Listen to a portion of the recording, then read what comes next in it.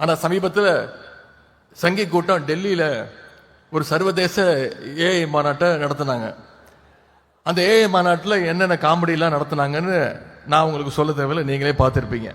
ஆனா உதயநிதி ஸ்டாலின் நேற்று பேசுறாரு, இந்த சங்கி கூட்டத்துக்கு ஒரு ஏஐ சமிட்டை நடத்த தெரியல. நீங்க பாருங்க, உலக நாடுகள் எல்லாம் வந்திருக்கக்கூடிய டெல்லியில, புதுடெல்லியில பிரதமருடைய தலைமையில, பிரதமர் மீது இருக்கக்கூடிய ஒரு ஈர்ப்புல உலக தலைவராக இருக்கக்கூடிய நரேந்திர மோடி அவர்கள் இதை கொண்டு வந்து இன்னைக்கு இந்தியாவை செயற்கை நுண்ணறிவு அடுத்த 10 வருஷம் இதுதானுங்க. அதுல இளைஞர்களுடைய வேலை வாய்ப்பு, இளைஞர்களுடைய செயல்திறனுக்காக கொண்டு போய் நிறுத்துறாங்க.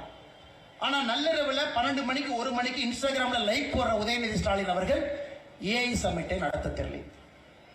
அருமை சகோதரர் உதயநிதி ஸ்டாலின் அவர்கள்ட்ட சமீபத்தில் பத்திரிகை கேட்டாங்க, ஐயா தமிழ்நாட்டில் அந்த வாக்காளர்கள் சிறப்பு பட்டியல் திருத்தம் நடக்குது அப்படின்னு. அது உதயநிதி ஸ்டாலின் அவர்களுக்கு என்னன்னே தெரியல, எஸ்ஐஆருக்கு அர்த்தமே தெரியல. ஆனாலும் ஒரு நிமிஷம் இன்டர்வியூ பேசுறார். எஸ்ஐஆர் என்பதற்கு, சிறப்பு வாக்காளர் திருத்த பட்டியலுக்கு அர்த்தம் தெரியாத உதயநிதி ஸ்டாலின் இன்னைக்கு என்ன சொல்றாருன்னா, மத்திய அரசு நடத்திருக்கக்கூடிய சங்கி மங்கிக்கு வந்து எப்படி ஒரு ஏஐ சமிட் நடத்த தெரியவில்லை என்று. அதனால நீங்க நல்ல தமிழகத்தில் 234 தொகுதி இருந்தாலும் கூட சில தொகுதிகள் மக்களுடைய கவனத்தை பெறும். காரணம், அந்த தொகுதியிலிருந்து முதலமைச்சர் வந்திருப்பார்கள், அந்த தொகுதியிலிருந்து துணை முதலமைச்சர் வந்திருப்பார்கள், அந்த தொகுதியிலிருந்து அமைச்சர் பெருமக்கள் இருப்பாங்க. அப்ப அந்த தொகுதியின் மீது எதிர்பார்ப்பும் அதிகமாக இருக்கும். இது விஐபி தொகுதி, மிக முக்கியமான அந்த தொகுதியினுடைய சட்டமன்ற உறுப்பினர்களாக இருக்கின்றார்கள். இந்த தொகுதிக்கு என்ன செஞ்சிருக்கிறாங்க? அப்படிப்பட்ட ஒரு விஐபி தொகுதியாக பேருக்கு மட்டுமே இருக்கக்கூடிய தொகுதி சேப்பாக் திருவல்லிக்கேணி தொகுதி. வெறும் பேருக்கு மட்டும்தான் அது இருக்குதுங்க. தமிழகத்தினுடைய துணை முதலமைச்சராக இருக்கக்கூடிய திரு உதயநிதி ஸ்டாலின் அவருடைய தொகுதியாக இருந்தாலும் கூட இந்த தொகுதிக்கு உண்மையாலுமே நம்ம சுத்தி பார்த்து ஏதாச்சும் வேலை நடந்திருக்கா, அடிப்படை கட்டமைப்பு நடந்திருக்கா? நான் அடுத்த பேச்சில் பேசும்பொழுது நான் சுட்டி காட்டுறேன். அதையெல்லாம் கேட்டீங்கன்னா எந்தவித அடிப்படை கட்டமைப்பும் மேம்படுத்தாம இன்னுமே ஒரு சாதாரண தொகுதியை போல மக்களுடைய அடிப்படை பிரச்சனை எல்லாம் தீர்ப்பதற்கு நேரம் இல்லாம உதயநிதி ஸ்டாலின் அவர்கள் செயலாற்றிக் கொண்டிருக்கின்றார்கள் என்று சொன்னால் அது எந்த விதத்திலும் கூட தப்பு கிடையாது. காரணம், திமுக நண்பர்களை பொறுத்தவரை அவங்களுக்கு என்னன்னா, இது நம்முடைய கோட்டை, சென்னையை பொறுத்தவரை நம்முடைய கோட்டை, நம்மை தாண்டி மக்கள் யாருக்கும் ஓட்டு போட போவது கிடையாது. நம்ம தேர்தல் அப்ப திமுக சின்னத்தில் போய் நின்னா ஓட்டு போடுவாங்க அப்படிங்கிற ஒரு இருமாப்பும் அவர்களுக்கு இருக்கு, ஒரு எகத்தாளம் இருக்கு. அதே நேரத்தில் சென்னை மக்களை பொறுத்தவரை அவர்களும் வாய்ப்பு கிடைக்கும் பொழுதெல்லாம் திமுகவுக்கு சம்மட்டி அடியாக கொடுத்துக்கிட்டே வர்றாங்க. 2011 சென்னை மாநகரத்தை பொறுத்தவரை திமுகவுக்கு நிறைய சம்மட்டி அடி கொடுத்தாங்க. இன்னைக்கு அதே சம்மட்டி அடி 2026 சட்டப்பேரவை தேர்தலில் திராவிட முன்னேற்ற கழகத்துக்கு எதிராக சென்னை பெருமக்கள் கொடுக்க போகின்றார்கள் என்று சொன்னால் அது நிச்சயமாக தவறாக இருக்க போவது கிடையாது. காரணம், நிறைய காரணத்தை சொல்லலாம் ஐயா. ஒரு தலைநகரம் எப்படி இருக்க வேண்டும்? ஒரு தலைநகரத்தை பொறுத்த வரைக்கும் ஒரு 4.5 லட்சம் கோடி ரூபாய் பட்ஜெட் போடக்கூடிய ஒரு மாநிலம், இந்தியாவுடைய 2வது பெரிய மாநிலமாக இருக்கக்கூடிய ஒரு மாநிலம் தமிழகம். அதுல மிக முக்கியமாக ஆண்டாண்டு காலமாக மிக முக்கியமான மக்களை கொண்டிருக்கக்கூடிய ஒரு ஊர் சென்னை பெருநகரம். ஆனா அந்த சென்னை பெருநகரத்திற்கு உண்மையாலுமே ஒரு தலைநகரத்திற்கு இருக்கக்கூடிய அந்தஸ்தோடு இவர்கள் வழிநடத்துகின்றார்கள் என்று கேட்டீங்கன்னா கண்டிப்பா கிடையாது. அதை மக்களும் பொறுமையாக பார்த்து கொண்டிருக்கின்றார்கள். எந்தவித வசதியும் கூட இல்ல, பேருக்கு மட்டுமே இருக்கிறார். மழை பெரிதாக பெய்து தெருவுக்கெல்லாம் தண்ணி வரும் பொழுது மட்டும்தான் வேட்டியை மடிச்சு கட்டிக்கிட்டு முதலமைச்சராக இருக்கட்டும், துணை முதலமைச்சராக இருக்கட்டும், போட்டோ ஷூட் நடத்துவதற்கு மட்டும்தான் வீதியில வர்றாங்க. அந்த வீதியில அந்த நேரத்தை தவிர எப்பொழுதுமே வீதிக்கு வருவது கிடையாது. ஏன் இந்த தொகுதியை எடுத்துக்க, 2021 திராவிட முன்னேற்ற கழகத்தினுடைய தேர்தல் அறிக்கை எடுத்து படிச்சீங்கன்னா 2021 மிக தெளிவாக சொல்லியிருப்பார்கள், மீனவ பெருமக்களுக்கு மட்டுமே நாம் ஆட்சிக்கு வந்தா 2 லட்சம் மீனவ பெருமக்களுக்கு வீடு கட்டி தருவோம் என்று சொல்லியிருந்தார்.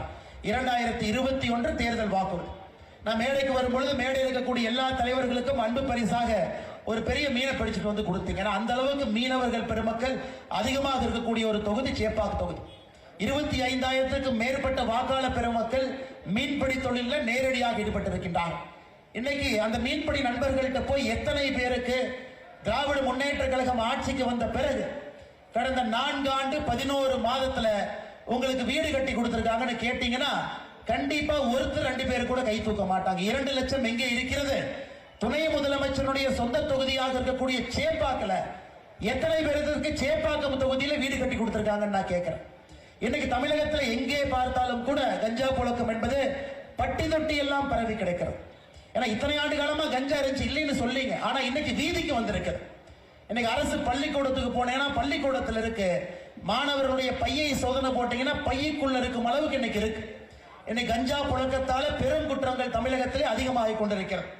இன்னைக்கு இங்க சேப்பாக்கு தெருவில் நாம் நடந்து போய் இங்க கஞ்சா புழக்க வழக்கம் எங்க அதிகமா இருக்குன்னு கேட்டா கூட இங்க இருக்கக்கூடிய சொந்தங்கள் சொல்லுவாங்க, நீலாம் பாஷா தர்காபுரத்தில் இருக்கு, லேடிங் வில்லிங்டன் மகளிர் பள்ளி அருகில் இருக்கு, நடுக்குப்பம் பக்கத்தில் இருக்கு, கிருஷ்ணாம்பேட்டை சுடுகாடு பக்கத்தில் இருக்கு, சிவராஜபுரத்தில் இருக்கு, மட்டாங்குப்பம் பக்கத்தில் இருக்கு, செல்லம்மா தோட்டத்தில் இருக்கு, மஞ்சக்கோரியில் இருக்கு, பார்டர் தோட்டத்தில் இருக்கு, புதுப்பேட்டையில் இருக்கு.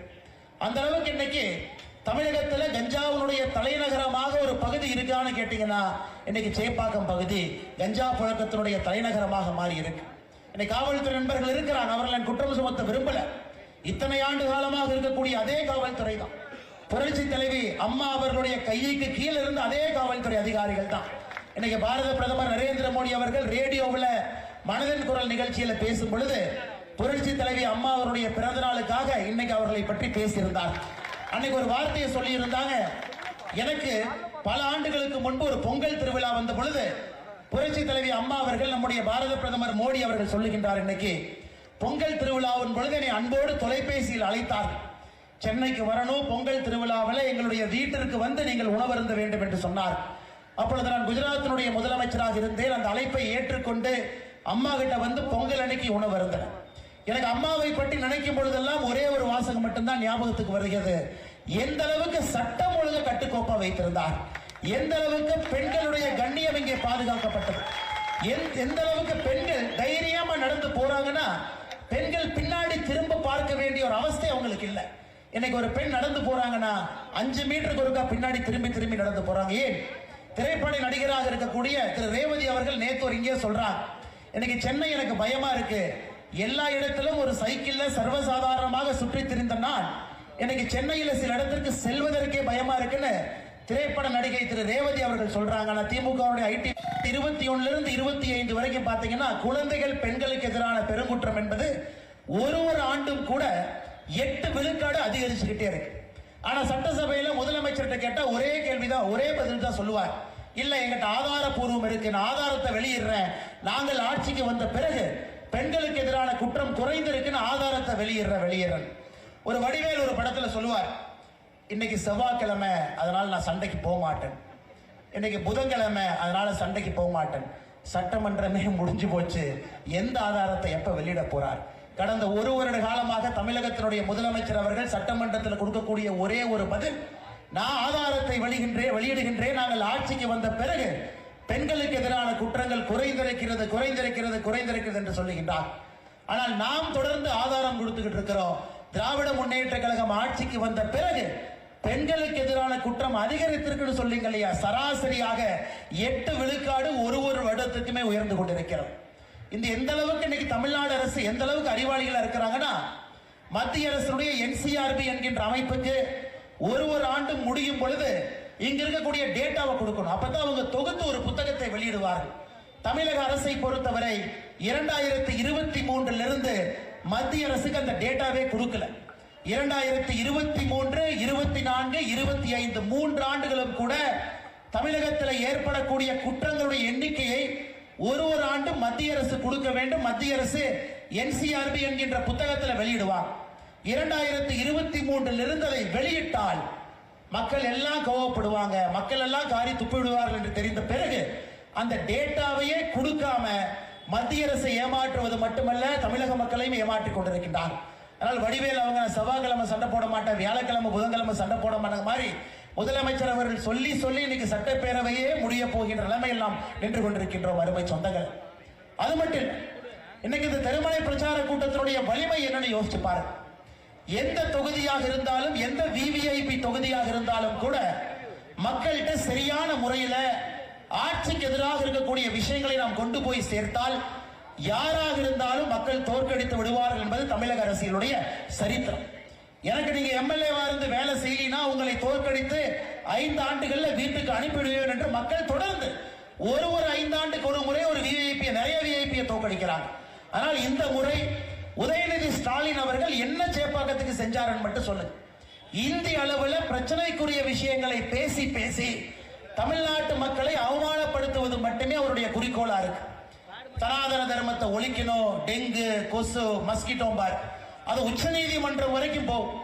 அதன் பிறகு உச்ச நீதிமன்றம் ஒரு கொட்டு வைத்த பிறகு அமைதியா இருப்பார்.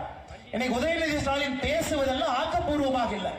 ஏன்னா இதே பக்கத்து மாநிலத்தில் சந்திரபாபு நாயுடுனுடைய மகன் ஒருத்தர் இருக்கார். அவரும் குடும்ப அரசியல் தான், அவரும் குடும்பத்திலிருந்து வந்தவர் தான், அவரும் அமைச்சரா இருக்கிறார். அவர் வாயை திறந்து பேசுவதெல்லாம் இன்னைக்கு விசாகப்பட்டினத்திற்கு கூகுளை கொண்டு வரணும், டேட்டா சென்டரை கொண்டு வரணும், 1,00,000 பேருக்கு வேலை வாய்ப்பு உருவாக்கணும், இத்தனை மொழிகளை கற்றுக் கொடுக்கணும், இளைஞர்களை தயார்படுத்தணும். அங்க இருக்கக்கூடிய சந்திரபாபு நாயுடுனுடைய மகன் அங்க பேசுறார். ஆனா இங்க மு.க. ஸ்டாலினுடைய மகன் பேசுவதெல்லாம் பிரச்சனைக்குரிய விஷயத்தை மட்டும்தான். இந்தியாவில் ஏன் ஒரு துணை முதலமைச்சர் நைட்டு 12 மணிக்கு 1 மணிக்கு இன்ஸ்டாகிராம்ல ஏதோ லைக்க போட்டு காலையில திரு முடிக்கிற ஒரே நாடு நம்முடைய தமிழ்நாடு மட்டும்தான் இருக்கும். சமீபத்தில் நம்முடைய எதிர்க்கட்சி தலைவர் அண்ணன் எடப்பாடி பழனிசாமி அவர்களும் கூட இதை குறிப்பிட்டு சென்றார். அதனால உண்மையாலுமே இந்த தொகுதிக்கு பெருமை தேடி கொடுத்திருக்கின்றார்களா? இந்த மக்கள் வளர்ச்சியை கண்கூடாக இந்த 5 ஆண்டுகள்ல ஒரு விவிஐபியை கொண்டு வந்ததன் விளைவாக, ஒரு துணை முதலமைச்சர் இருப்பதன் விளைவாக, அரசியல் இயந்திரம் முழுவதும் ஒரு துணை முதலமைச்சருக்கு கீழே இருக்குது. அப்படி இருந்தும் கூட என்ன சாதித்திருக்கின்றார்கள் என்ற கேள்வியை மக்கள் முன்னாடி நம்ம வைக்க வேண்டிய கட்டாயமும் கடமையும் நமக்கு இருக்குது. அன்பு சொந்தங்கள், இன்னைக்கு இந்தியா முழுவதும் நீங்க பாங்க, ஒரு தலைநகரமும், அது பெங்களூராக இருக்கட்டும், இன்னைக்கு ஒரு தலைநகரமும் முன்னேற்ற பாதையில் இருக்கு. பாம்பேவை பாருங்க, முன்னேற்ற பாதைகள், ஆயிரம் கணக்கான கோடி ரூபாய் உள்ள வருது. தலைநகரம் அடுத்தடுத்து பக்கம் போகுது. இங்க மட்டும்தான் எதுவும் வேண்டாம். மத்திய அரசு வம்புக்கு இழுத்து வெறும் சண்டை மட்டும் போட்டுக்கொண்டு, இந்த சண்டையில தமிழகத்துல ஒரு நகரம் பெரிதும் பாதிக்கப்பட்டிருக்கிறது நீங்க கேட்டீங்கன்னா அது சென்னை மாநகரம் மட்டும்தான். ஏன் மெட்ரோ ப்ராஜெக்ட் கூட 2வது பேஸுக்கு மத்திய அரசு தன்னுடைய முழுமையான 42,000 கோடியை மத்திய அரசு கொடுத்தாங்க. எதற்காக தாமதமானதற்கு காரணம், இவர்கள் சொன்னார்கள் மெட்ரோ ரயில் திட்டத்தை பொறுத்தவரை அது மாநில ப்ராஜெக்டா நாம கொடுக்கிறோம். இந்தியா முழுவதுமே மெட்ரோ ப்ராஜெக்ட் என்பது சென்ட்ரல் ப்ராஜெக்ட். இங்க மட்டும்தான் நாங்க மாநில ப்ராஜெக்டாக எங்களுடைய மாநில நிதியில நாங்க நடத்திக்கிறோம். அவர்களால் 1 ஆண்டல்ல 2 ஆண்டல்ல 3 ஆண்டு நடத்த முடியாத காரணத்துல பாரதிய ஜனதா கட்சி சார்பாக நாம் பாரத பிரதமருக்கு கடிதம் எழுதியிருந்தோம். ஐயா, இது ஸ்டேட் ப்ராஜெக்ட் என்று சொல்லி சென்னை மக்களை வஞ்சித்துக் கொண்டிருக்கின்றார்கள். அந்த கடிதத்தினுடைய காப்பியை கூட பத்திரிகை நண்பர்களுக்கு கொடுக்கிறோம். அதன் பிறகு கேபினெட்ல மத்திய அரசு இந்த ப்ராஜெக்டை எடுத்து 42,000 கோடி ரூபாய் ஒதுக்கி இருக்கின்றார். அது அப்படியே நம்ம கிட்ட மாத்தி சொல்லுவாங்க. ஒரு மத்திய அரசுடைய ப்ராஜெக்ட், பெங்களூர்ல மெட்ரோ ப்ராஜெக்ட் என்பது மத்திய அரசுடைய ப்ராஜெக்ட். மும்பை எடுத்துக்கிட்டீங்கன்னா அது மத்திய அரசுடைய ப்ராஜெக்ட். இவ்வளவு சண்டை போடக்கூடிய மம்தா பானர்ஜி இருக்கக்கூடிய வெஸ்ட் பெங்கால்ல கூட அது மத்திய அரசுடைய ப்ராஜெக்ட். இங்க மட்டும்தான் அதை மாநில அரசுடைய ப்ராஜெக்ட் என்று சொல்லி நிதி வேண்டாம் என்று சொல்லுவார்கள். நாங்களே நிதியை போட்டுக்கிறோம். 3 ஆண்டுகள் நிதி போட முடியாம பேந்த விழிப்பாங்க. அதன் பிறகு பொய்யை நம் மீது பரப்புவார்கள். அதன் பிறகு பிரதமர் அவர்கள் 40,000 கோடி ரூபாய்க்கு மேல பணத்தை கொடுக்கணும். அதனால சென்னையில் இருக்கக்கூடிய பெருமக்கள் எல்லாம் இந்த முறை நீங்கள் யோசிக்கணும். நமக்கு திராவிட முன்னேற்ற கழகத்தினுடைய யார் நின்றாலும் கூட, ஏன் இதற்கு முன்பு நாம பார்த்தோம், மழை வெள்ளத்துல யாருங்க ஐயா வெளியே வர்றாங்க? போட்டியிட்ட அனைத்து இந்திய அண்ணா திராவிட முன்னேற்ற கழகத்தினுடைய வேட்பாளர் அண்ணன் ஆதி ராஜாராம் அவங்க வீதியில் இருப்பாங்க. பொட்டணமாக அரிசியை கொண்டு போய் மக்கள்கிட்ட கொடுப்பாங்க, பாலை கொண்டு போய் கொடுப்பாங்க. பாரதிய ஜனதா கட்சியினுடைய தலைவர்கள் தொண்டர்கள் வீதியா போவாங்க. ஆனா இவங்க எப்படி வருவாங்க? முதலமைச்சர் ஒரு கருப்பு கலர் ஜீப்ல வருவாரு. அல்ல பள்ளியை போல அண்ணன் சேகர் பாபு ஒரு பக்கம் ஒட்டி இருப்பாரு, மற்ற பள்ளிகளை போல 4 பேர் ஒட்டி இருப்பாங்க. அவங்க ஜீப்ல வந்து எந்த பிரயோஜனம் கிடையாது, தண்ணி நம்ம மேலதான் அடிக்கும். எப்பவாவது தெருவுக்கு வந்து ஒரு அடிப்படை பிரச்சனையை சரி செய்வதற்காக பாடுபட்டு இருக்காங்களா யோசிக்க. வெறும் விஐபி தொகுதியில விஐபியாக மட்டும்தான் வருவார்களோ தவிர பிரச்சனையை முடிக்க வேண்டிய மக்கள் பிரதிநிதியாக யாரும் இங்கே வந்தது கிடையாது. ஆனால் சென்னையினுடைய மக்கள் நீங்க யோசிக்கணும். இந்த முறை ஒரு அரசியல் மாற்றம் சென்னையினுடைய வளர்ச்சிக்காக. சென்னை இந்தியாவில் இருக்கக்கூடிய மற்ற பெருநகரத்தை போல இன்னைக்கு பெங்களூர் நம்மை தாண்டி எங்கேயோ வளர்ந்து விட்டார். மும்பை நம்மை தாண்டி நின்று கொண்டிருக்கின்றார்கள். ஹைதராபாத் அவங்களும் நம்மளை ஓவர்டேக் பண்ணி முன்னாடி போயிட்டாங்க ஐயா. இன்னும் 5 ஆண்டுகள்ல குர்கான் நம்மளை ஓவர்டேக் பண்ணிடும். ஆனா இவங்க வெறும் வடக்கு தெற்கு அரசியல, ஹிந்தி தமிழ் அரசியல பேசி, யாருக்கும் உதவாத சினிமா வசனங்களை பேசி மக்கள் ஒரு நாளும் கீழே சென்று கொண்டிருக்கின்றார்கள். ஆனால் சென்னை மக்களுடைய வளர்ச்சிக்காக இந்த முறை நீங்கள் தேசிய ஜனநாயக கூட்டணி, அனைத்து இந்திய அண்ணா திராவிட முன்னேற்ற கழகம் தலைமையிலான தேசிய ஜனநாயக கூட்டணியில் போட்டியிடக்கூடிய எல்லா வேட்பாளர்களுக்கும் நீங்கள் வாய்ப்பு கொடுக்க வேண்டும் என்கின்ற அன்பான வேண்டுகோளையும் இந்த நேரத்தில் வைக்கிறேன். இன்னைக்கு தமிழ்நாடு அரசுல என்னங்கய்யா தவறு? 4 ஆண்டு 11 மாதம் கழிந்த பிறகு தமிழக அரசுல என்ன தவறுனா, ஒரே ஒரு தவற ஒரு விஷயம் மூலமாக நான் சுட்டி காட்டுகின்றேன். சமீபத்தில் 2 நாட்களுக்கு முன்பு சென்னை உயர்நீதிமன்றம் தமிழகத்தினுடைய காவல்துறைக்கு சொன்னாங்க, அமைச்சர் KN நேரு அவர்கள் மீது ஒரு வழக்கு பதிவு செய்யும். ஐயா, அதை சாதாரணமா கடந்து போகக்கூடாது. ஒரு அமைச்சர் ஒரு ஊழல் அல்ல, ஒரே துறையில 3 ஊழல் செஞ்சிருக்கிறாங்க. அது இடி அமைப்பு 2025 அக்டோபர்ல டிஜிபிக்கு ஒரு கடிதம் எழுதுறாங்க, டிசம்பர்ல ஒரு கடிதம் எழுதுறாங்க, ஜனவரியில இந்த ஆண்டு ஒரு கடிதம் எழுதுறாங்க. 3 கடிதம், ஒரே துறையில 3 ஊழல். நகர்ப்புற மேம்பாடு மற்றும் குடிநீர் வழங்கல் துறை, அவருடைய முனிசிபல் அட்மினிஸ்ட்ரேஷன், வாட்டர் சப்ளை, அதுல 3 ஊழல் பண்றாருங்க ஐயா. முதல் ஊழல் என்ன பண்றாருங்க ஐயா? ஜூனியர் இன்ஜினியர், அங்க இருக்கக்கூடிய இன்ஜினியருக்கெல்லாம் வேலை கொடுப்பதற்காக 40 - 50 லட்சம் ரூபாய் பணம் வாங்குறான். அது மட்டுமே 888 கோடி ரூபாய் பணம் வாங்கியிருக்கிறான். அது முதல் ஊழல். பணம் வாங்கி டிஎன்பிசி மூலமாக இன்ஜினியருக்கு கொடுக்கக்கூடிய வேலையை இவங்க வீட்டுல 4 புரோக்கர் உட்கார்ந்து முடிவு செய்யறாங்க யாருக்கு வேலை கொடுக்கணும். 40 - 50 லட்சம். இரண்டாவது, குடிநீர் வழங்கல் துறை, நகர்ப்புற நிர்வாக துறையில் இருக்கக்கூடிய டெண்டருக்கெல்லாம் 7.5 - 15% கமிஷன். அதுல 1020 கோடி ரூபாய். 1020 கோடி ரூபாய். அந்த துறையில் இருக்கக்கூடிய அதிகாரிகளுக்கு டிரான்ஸ்பர் செய்வதற்கு அது 360 கோடி ரூபாய். 880 கோடி ரூபாய் புதிய வேலை வாய்ப்பு கொடுப்பதற்கு பணம் வாங்கியது. 1020 கோடி ரூபாய் கமிஷன் வாங்கியது டெண்டர் கொடுப்பதுல. 360 கோடி ரூபாய் இடமாற்றத்திற்காக பணம் வாங்கியது. ஒரே துறை. ஆனா முதலமைச்சர் எந்த நடவடிக்கை எடுக்கல. நீங்க பார்க்கணும், 280 பக்கத்திற்கு மேற்பட்டு இருக்கக்கூடிய அந்த இடி டாசியர்ல மிக தெளிவாக எழுதுறாங்க. எந்த வாட்ஸ்அப்ல பேசுறாங்க, யார் முடிவு செய்யறாங்க, யார் யாருகிட்ட சொல்றாங்க, பணம் எங்கே வந்துச்சு. இந்த திமுகவை பொறுத்தவரை அதுலயும் பாத்தீங்கன்னா 10 ரூபாய் நோட்டு தான். 10 ரூபாய் நோட்டினுடைய அந்த 6 லெட்டர் எழுதிட்டா அதை இன்னொரு இடத்துல காட்டினா ஹவாலால பணம் கொடுக்கணும். அந்த அளவுக்கு மிகப்பெரிய ஊழல் சாம்ராஜ்யம் நடத்திட்டு எதுவுமே தெரியாம மத்திய அரசு எங்களை வாட்டி வதைப்பதற்காக ஈடியை வச்சு பயமுறுத்துறாங்க. மத்திய அரசு எங்களை அடிபணிய வைப்பதற்காக ஈடியை வச்சு பயமுறுத்துறாங்க. இவ்வளவு ஊழல் செய்துவிட்டு கொஞ்சம் கூட கூசாம பொதுவெளியில முதலமைச்சர் வருவதற்கே வெட்கப்பட வேண்டும். அதுல ஈடி சொல்றாங்க, இந்த பணம் வாங்கியது எல்லாம் முதலமைச்சர் வரை சம்பந்தம் இருக்கிறது. திராவிட முன்னேற்ற கழகத்தினுடைய கட்சி நிதிக்கு இது போயிருக்குது. அந்த அளவுக்கு நேரடியாக குற்றச்சாட்டு வைத்து 5 மாத காலமாக எஃப்ஐஆர் போடாம நேற்று முன்தினம் சென்னை உயர்நீதிமன்றம் சொல்றாங்க, இது மாபெரும் தவறு, உடனடியாக எஃப்ஐஆர் போடுங்க. அன்பு சொந்தங்களே, ஒரே ஒரு துறையினுடைய ஒரே ஒரு அமைச்சரையை மட்டும் சான்றாக உங்களுக்கு சொல்லுகின்றேன். இதெல்லாம் யாருக்கு ஐயா பாதிக்கும்? உங்க குழந்தைகளை பாதிக்கும். நேர்மையாக படித்து அரசு துறையில நம்ம பரீட்சை எழுதுனா யாரோ சரியான நபர் நம்ம பேப்பரை படிப்பாங்க, சரியான நபர் இன்டர்வியூ கூப்பிடுவாங்க, நமக்கு சரியான முறையில வேலை கொடுப்பாங்கன்னு எத்தனை லட்சம் இளைஞர்கள் எக்ஸாம் எழுதுறாங்க பாருங்க ஐயா. ஏன் தமிழக வரலாற்றுல முதலாக ஒரு குரூப் 2 பரீட்சையை ரத்து பண்ணது இந்த கேடுகட்ட திராவிட முன்னேற்ற கழக அரசு.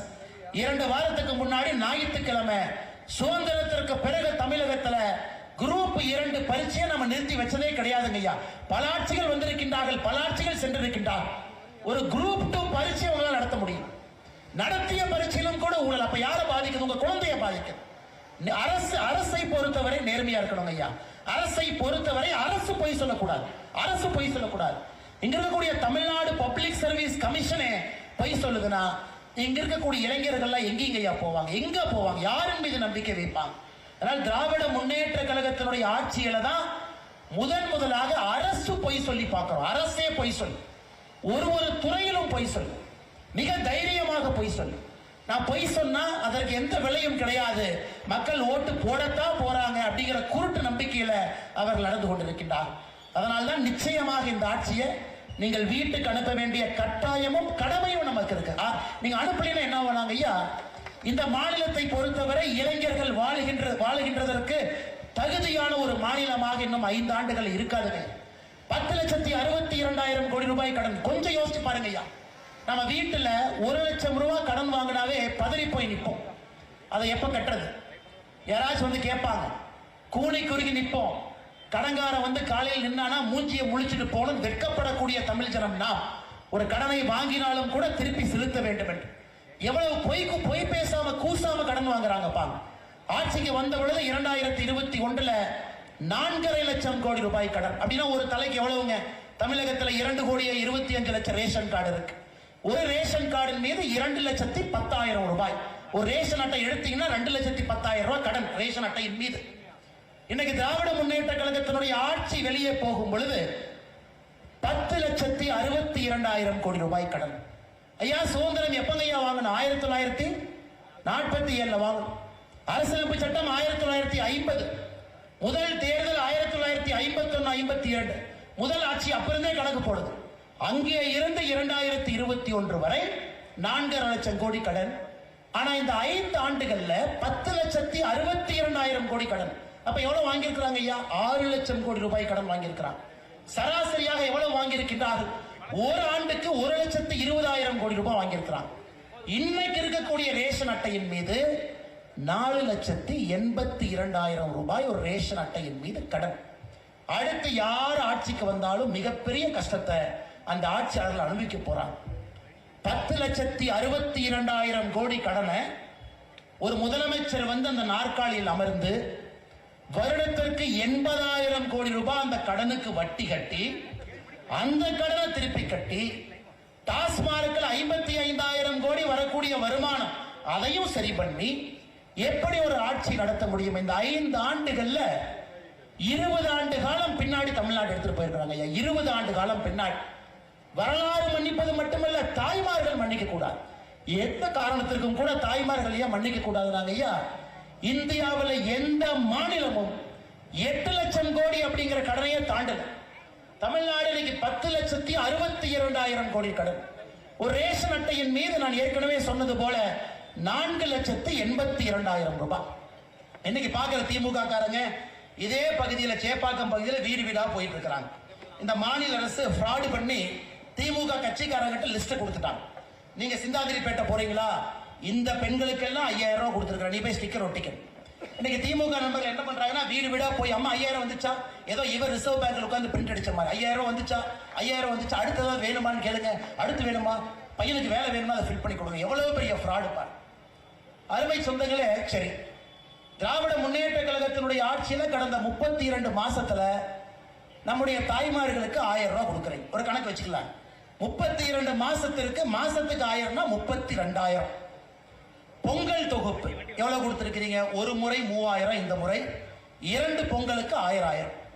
5 பொங்கல்ல 2 பொங்கலுக்கு பணம் கொடுக்கல, 3 பொங்கலுக்கு கொடுத்த பணம் 5,000. பெண்களுக்கு 1,000 ரூபாய் 32 மாசம் கொடுத்தீங்க, அதுல 28 மாசம் கொடுக்கல. 32,000 5,000 ரெண்டையும் சேர்த்துனீங்கன்னா 37,000. 37,000 ரூபாய் ஐயா நம்முடைய தாய்மார்கள் வங்கி கணக்குக்கு வந்திருக்கு. பொங்கல் தொகுப்பு மாசம் 1,000 ரூபாய். 5 ஆண்டுகள்ல எத்தனை நாள் இருக்கு? 1825 நாள். அப்ப நான் 37,000 1825 வகுத்து பார்க்கிறேன். ஒரு நாளைக்கு உங்களுக்கு 20 ரூபாய் வந்திருக்கு. 20 ரூபாய். 1825 நாள் ஆட்சியில் இருக்கக்கூடிய திராவிட முன்னேற்ற கழகம் ஒரு நாளைக்கு உங்களுக்கு 20 ரூபாய் கொடுத்ததாக கணக்கு தான். 1825 நாள் 37,000. ஆனா எவ்வளவு கடன் ஏற்றிருக்காங்க? 2,10,000 ரூபாய் ரேஷன் கார்டின் மீது இருந்தது, 4,82,000 ஏற்றி இருக்கிறாங்க. எவ்வளவு ஏற்றிருக்காங்க ஐயா? 2,72,000 ரூபாய் ஒரு ரேஷன் கார்டின் மீது கடனை ஏற்றி இருக்கிறாங்க. கொடுத்தது 37,000, ஏத்தன கடன் 2,72,000, கொடுத்தது 20 ரூபா, எடுத்தது 150 ரூபா. இத வந்து திராவிட மாடல் அரசு சொல்றதுங்களா, ஃப்ராடு மாடல் அரசு சொல்றதா? நீங்களே சொல்லுங்க, நீங்களே சொல்லுங்க. 1825 நாள்ல 20 ரூபாய் கொடுத்து விட்டு மொத்த கடனை 2,72,000 உயர்த்தி அந்த 2,72,000 அதே 1825 போட்டா ஒரு நாளைக்கு 150 ரூபாய்ங்க ஐயா. 150 ரூபாய் தினமும் ஒரு ரேஷன் அட்டையின் மீது கடனை ஏற்றி கொடுத்தது 20. அப்ப 130 ரூபாய் உங்ககிட்ட இருந்து அட்டையை போட்டிருக்காங்க. அதனால்தான் இதை ஃப்ராடு மாடல் அரசு என்று சொன்னால் மட்டும்தான் இது சரியாக இருக்கும். அதனால எந்த விதமான மாயாஜாலத்துக்கு நீங்க நம்பிடாதீங்க. எப்பவுமே இதை வந்து சைக்காலஜியில சொல்லுவாங்க, 5 வருஷம் கஷ்டப்பட்டுக்கிட்டே இருப்போம், 5வது வருஷத்துல கடைசி வாரத்துல ஏதாவது ஒரு நல்லது நடந்ததுன்னா நாம் அந்த 4.5 வருஷத்தினுடைய துன்பங்களை மறந்துடும். இந்த முறை இது போல் நடக்கக்கூடாது. 5000 ரூபாய் கொடுத்தாங்க, இப்ப கொடுத்தாங்க, அதன் பிறகு 2000 உயர்த்துவதாக சொல்லி இருக்கின்றார்கள்.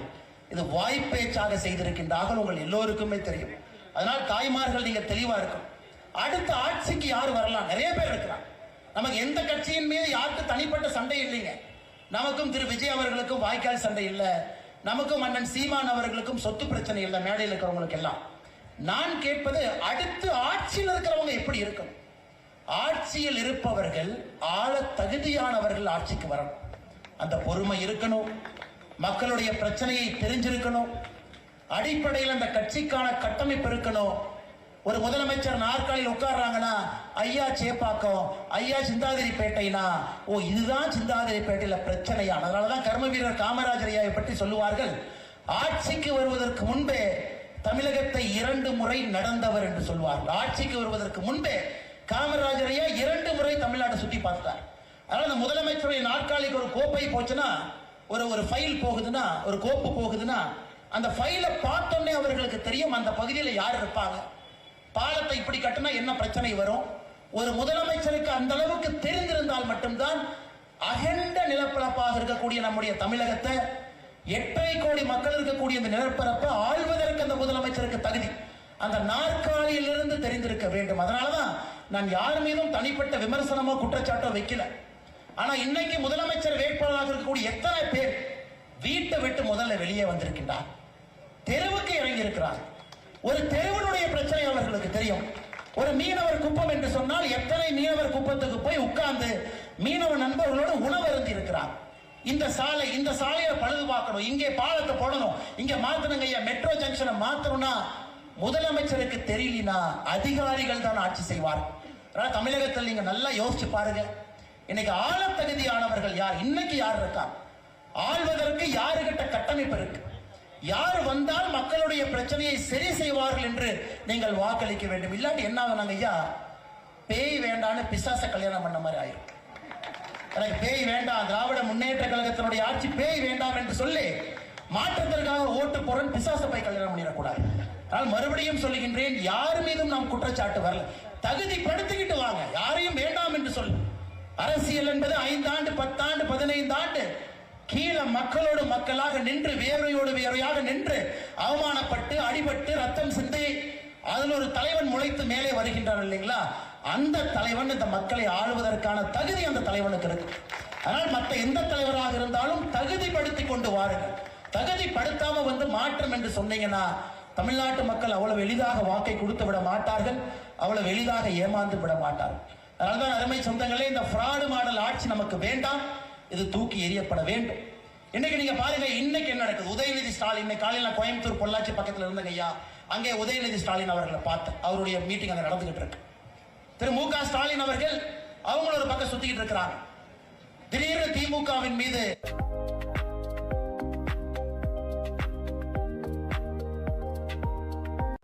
இன்னைக்கு சபரீஷன் மருமகன் இந்த பெண் டி-ஷர்ட்டை போட்டுட்டு அவர் ஒரு பக்கம் சுத்துறாரு, அவர் தான் ஸ்ட்ராட்டஜி போடுறாரு. இதைத்தான் நாம் குடும்ப ஆட்சி என்று சொல்லுகின்றோம். ஒரு குடும்பத்தினுடைய மொத்த பிடியில தமிழ்நாடே இருக்கு. ஒரு தொழில் ஆரம்பிக்கணுமா, அவங்களுக்கு தெரிஞ்ச ஆடிட்டரை போய் அண்ணா நகர்ல பார்க்கணும். இல்ல ஒரு முதலீடை கொண்டு வரணுமா, சபரீஷனை போய் பார்க்கணும். இல்ல நான் யாருக்கும் பிரச்சனை இல்லாம தொழில் பண்ணுமா, உதயநிதி ஸ்டாலினோடு நண்பராக இருக்கணும். இன்னைக்கு தமிழகத்தை பொறுத்தவரை பிரச்சனை என்னன்னா, ஒரு மொத்த குடும்பத்தினுடைய கையிலே தமிழ்நாடு இருக்கிறது. இதை அரசு என்று சொல்வதை விட Dravida Munnetra Kazhagam private limited company என்று தான் சொல்ல வேண்டும். அந்த கம்பெனியினுடைய மேனேஜிங் டைரக்டராக Thiru Udhayanidhi Stalin, CEO Udhayanidhi Stalin, chief operating ஆபீசராக சபரீஷன், இப்படித்தான் சீஃப் மார்க்கெட்டிங் ஆபீசராக துர்கா அம்மா, இந்த 4 பேர் ஒரு பிரைவேட் கம்பெனியை இப்போ நடத்தி கொண்டிருக்கின்றார். ஆனா இங்க இருக்கக்கூடிய கட்சி நம்பர்கள் அப்படி இல்லைங்க ஐயா. அடிப்படை தொண்டை அடிபட்டு கஷ்டப்பட்டு ரணப்பட்டு தொண்டை அப்படியே மேல கஷ்டப்பட்டு ஏறி ஒரு கிளை தலைவரா, அதுல இருந்து ஒரு ஒன்றிய தலைவரா, அங்கிருந்து ஒரு மாவட்ட செயலரா, அங்கிருந்து கட்சியினுடைய பொதுச் செயலராக, அங்கிருந்து முதலமைச்சர் வேட்பாளராக வரக்கூடிய கட்சிகள் மட்டும்தான் இந்த மேடையின் மீது அமர்ந்திருக்கின்றார்கள். அதனால்தான் அருமை சொந்தங்களே, அடிப்படையில 2 கூட்டணிக்கும் இருக்கக்கூடிய வித்தியாசம். ராகுல் காந்தி அவர்களாக இருக்கட்டும், ராகுல் காந்தியினுடைய அடிப்படை பிரச்சனை என்னங்க ஐயா? அவருடைய தந்தையார் நம்முடைய மண்ணில் இறந்தாங்க. நம்ம எல்லோருக்கும் கூட ஒரு பெரிய அனுதாபம் இருக்கு. ஒரு காங்கிரஸ் கட்சியினுடைய முன்னாள் பிரதமராக இருந்தவர் நம்ம ஸ்ரீபெரும்புதூர்ல இறந்துட்டாங்களேன்னு நாமளும் அனுதாபப்பட்டு காங்கிரஸ் ஓட்டு போறோம். ஆனா ராகுல் காந்தியினுடைய அடிப்படை பிரச்சனை என்னங்க ஐயா? ஒரு நாள் கூட வேலைக்கு போகாதவர் அவர். ஒரு வேலைக்கு போயிருந்தால் தான் மக்களுடைய கஷ்டத்தை தெரியும். ஒரு 10 நாளோ, ஒரு மாசமோ, ஒரு வருஷம். ஆனால் ராகுல் காந்தி அவர்கள் பேசுவது எதுவுமே நம்ம கனெக்ட் ஆக மாட்டேது. அவர் என்ன பேசுறாருன்னு புரிய மாட்டேது. அவர் பாட்டுக்கு ஏதோ பேசிட்டு இருக்காரு. ஏன்னா அவர் சராசரி மனிதனை போல ஒரு நாள் கூட வேலை செய்யல. ஒரு சராசரி மனிதனை போல வாழ்ந்தது கிடையாது. அந்த கூட்டணி இன்னைக்கு உதயநிதி ஸ்டாலினுக்கும் அதே பிரச்சனை. சராசரி மனிதனை போல ஒரு நாளும் கூட வாழ்ந்ததில்லை. இவங்கெல்லாம் சேர்ந்து ஒரு கூட்டணியை அமைத்து மக்கள் முன்னாடி வந்து ஓட்டு கேட்டாங்கன்னா அவர்களுக்கு மக்களுடைய அடிப்படை பிரச்சனை தெரியுமா தெரியாதான்னு நீங்க பாருங்க. ஆனா அப்படி இல்லை. இந்த மேடையில் இருக்கக்கூடிய தலைவர்கள், கட்சியில் இருக்கக்கூடிய பெரும் தலைவர்கள் தோல்விகளை பார்த்திருக்கிறார்கள், வெற்றிகளை பார்த்திருக்கின்றார்கள், அவமானப்பட்டிருக்கின்றார்கள். மக்களோட மக்களாக 30 ஆண்டு, 40 ஆண்டு, 50 ஆண்டு காலம் பயணம் செய்திருக்கின்றார்கள். அந்த கட்டமைப்போடு உங்கள் முன்னால் அனைத்து இந்திய அண்ணா திராவிட முன்னேற்ற கழகம் தலைமையிலான தேசிய ஜனநாயக கூட்டணி அந்த கட்டமைப்போடு உங்கள் முன்னால் நின்று கொண்டிருக்கிறது. ஏன்னா உங்களுக்கு பிரச்சனை இல்லை. அண்ணன் எடப்பாடியை பார்க்கணுமா, நேரா போய் பார்க்கலாம். இல்ல ஆதி ராஜாராமன் வீட்டுக்கு போனா அவரு கூட்டு போய் மக்களுடைய பிரச்சனையை ஆழ்ந்து புரிந்திருக்கக்கூடிய அனுபவம் அவர்கள் இருக்கும் பொழுது உண்மையான மாற்றம் வரும். அதனால் எல்லா தலைவர்களுக்கும் நான் பெரிய மரியாதை வச்சிருக்கேன். அண்ணன் சீமான் அவர்களை பொறுத்தவரை 234 தொகுதியிலையும் நான் வேட்பாளரை போடுறேன். பெரிய விஷயம். அது 117 ஆண்கள், 117 பெண்கள், பெரிய விஷயம். ஆனா இன்னைக்கு இந்த தேர்தல் என்பது ரிஸ்க் எடுப்பதற்கான தேர்தல் இல்லை. 10,62,000 கோடி ரூபாய் கடன் 5 ஆண்டு தப்பு பண்ணினாங்க ஐயா, தமிழ்நாடு முடிச்சிடும். அதனால இந்த தேர்தல் விஜய் அவர்கள் புதுசா வந்திருக்கிறேன், 250 கோடி ரூபாய் விட்டுட்டு வந்திருக்கேன், எனக்கு ஓட்டு போடுங்க, அவர்களையும் மதிக்கின்றேன். ஆனால் இது அவர்களுக்கான தேர்தலான யோசனை. அதனால இந்த முறை திராவிட முன்னேற்ற கழகத்திற்கு எதிரான எல்லா வாக்கும் மொத்தமாக சிந்தாமல் சிதறாமல் தேசிய ஜனநாயக கூட்டணிக்கு சிந்தாம சிதறாம வரணுங்க ஐயா. 4 முனை போட்டி இருக்கட்டும். ஆனா இவிஎம் மிஷனுக்குள்ள செல்லும் பொழுது அது 2 முனை போட்டியாக நீங்கள் மாற்றுவீர்கள் என்ற நம்பிக்கை இருக்கு. பட்டனை அமுத்தும் பொழுது அது ஒரே ஒரு முனை போட்டியாக மட்டும் நீங்கள் மாற்றுவீர்கள் என்ற நம்பிக்கை இருக்கு. அதனால்தான் பெரிய நம்பிக்கை. ஏப்ரல் நமக்கு தேர்தல் வந்தாலும் கூட நமக்கு ஏப்ரல் கடைசியில, மே முதல் வாரத்துல அந்த வாக்கை எண்ணும் பொழுது தேசிய ஜனநாயக கூட்டணியுடைய வெற்றி வேட்பாளர்கள் 234 தொகுதியிலும் நீங்கள் வெற்றி பெற செய்து அவர்களை சட்டமன்றத்துக்கு நீங்க அனுப்பணும். நிரந்தரமான ஒரு மாற்றத்திற்கு நீங்கள் போராட வேண்டும் என்று சொல்லுகின்றேன். காரணம், மோடி அவர்கள் இன்னைக்கு பாருங்க, கடைசியாக இதை சொல்லிடுறேங்க ஐயா. ஒரு ஏஐ சமிட் நடக்குதுங்க ஐயா டெல்லியில, செயற்கை நுண்ணறிவு சமிட். உலகத்தில் இருக்கக்கூடிய எல்லா தலைவர்களும் வந்து உட்கார்ந்து இருக்கிறாங்க. எல்லா தலைவர்களும், பிரான்சினுடைய அதிபர், பிரேசிலினுடைய அதிபர், அத்தனை பேர் இருக்கிறாங்க. நேற்று டிக்ளரேஷன் கையெழுத்து போடுறாங்க ஐயா. 4வது நாள் 86 நாடுகள் அது கையெழுத்து போடுறாங்க. 2 அமைப்புகள் கையெழுத்து போடுறாங்க. நம்முடைய நாடு முன்னெடுத்திருக்கக்கூடிய இந்த ஏஐ விஷயத்தை அத்தனை நாடுகள் ஒத்துக்கிறாங்க. அமெரிக்கா ஒத்துக்கிறான், சைனா ஒத்துக்கிறான். ஆனா உதயநிதி ஸ்டாலின் நேற்று பேசுறாரு, இந்த சங்கி கூட்டத்துக்கு ஒரு ஏஐ சமிட்டே நடத்த தெரியல. நீங்க பாருங்க, உலக நாடுகள் எல்லாம் வந்திருக்கக்கூடிய டெல்லியில, புதுடெல்லியில பிரதமருடைய தலைமையில, பிரதமர் மீது இருக்கக்கூடிய ஒரு ஈர்ப்புல உலக தலைவராக இருக்கக்கூடிய நரேந்திர மோடி அவர்கள் இதை கொண்டு வந்து இன்னைக்கு இந்தியாவை செயற்கை நுண்ணறிவு அடுத்த 10 வருஷம் இதுதானுங்க. அதுல இளைஞர்களுடைய வேலை வாய்ப்பு, இளைஞர்களுடைய செயல்திறனுக்காக கொண்டு போய் நிறுத்துறாங்க. ஆனா நள்ளிரவுல 12 மணிக்கு 1 மணிக்கு இன்ஸ்டாகிராம்ல லைக் போடுற உதயநிதி ஸ்டாலின் அவர்கள் ஏஐ சமிட்டை நடத்த தெரியல. அருமை சகோதரர் உதயநிதி ஸ்டாலின் அவர்கள்ட்ட சமீபத்தில் பத்திரிகை நண்பர்கள் கேட்டாங்க, ஐயா தமிழ்நாட்டில் அந்த வாக்காளர்கள் சிறப்பு பட்டியல் திருத்தம் நடக்குது அப்படின்னு. அது உதயநிதி ஸ்டாலின் அவர்களுக்கு என்னன்னே தெரியல, எஸ்ஐஆருக்கு அர்த்தமே தெரியல. ஆனாலும் ஒரு நிமிஷம் இன்டர்வியூ பேசுறார்.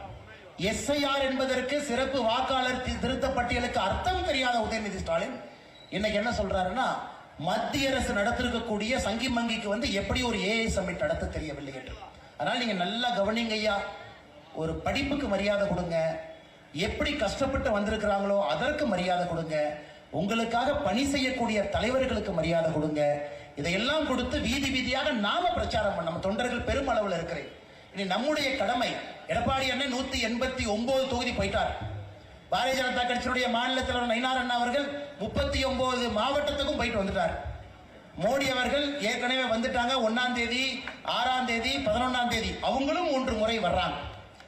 எல்லா தலைவர்களும் வந்துட்டாங்க. நம்ம வேலை வீடு வீடாக ஏறி இறங்குவது நம்முடைய கடமை. அடுத்த 50 நாள் தொண்டர்களாக இருக்கக்கூடிய நம்முடைய கடமை ஒருத்தட்டையும் போய் சொல்லணும். எதற்கு மாற்றம் வேண்டும், எதற்கு சிந்தாம சிதறாம அந்த வாக்கு தேசிய ஜனநாயக கூட்டணிக்கு வரணும், எதற்கு நம்முடைய பெரும் தலைவர்கள் மீது மதிப்பும் மரியாதையும் வைத்து இங்கே நாம வாக்களிக்க வேண்டும் என்பதையெல்லாம் நாம சொல்லணுங்க ஐயா.